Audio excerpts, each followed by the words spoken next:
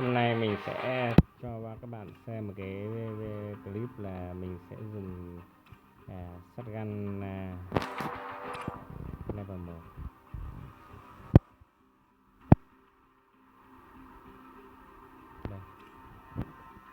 Đây là khẩu shotgun level 1.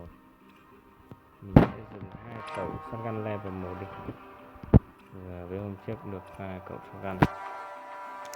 Đây là khẩu shotgun để xem.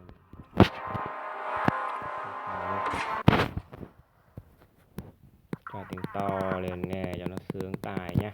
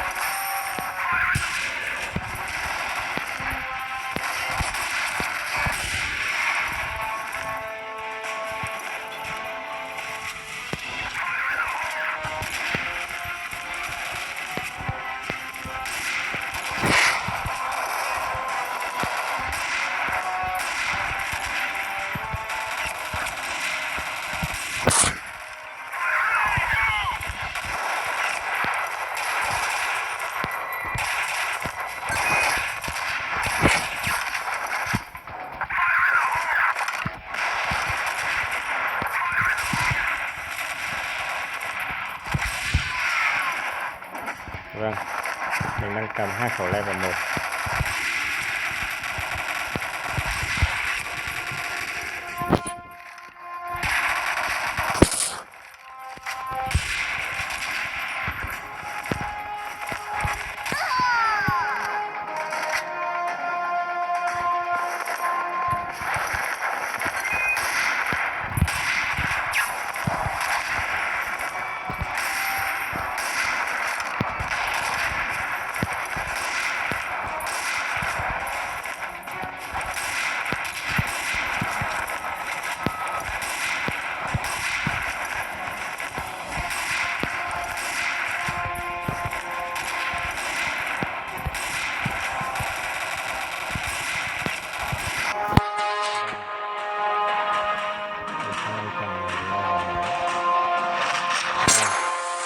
Anh ta mang khẩu súng level 60.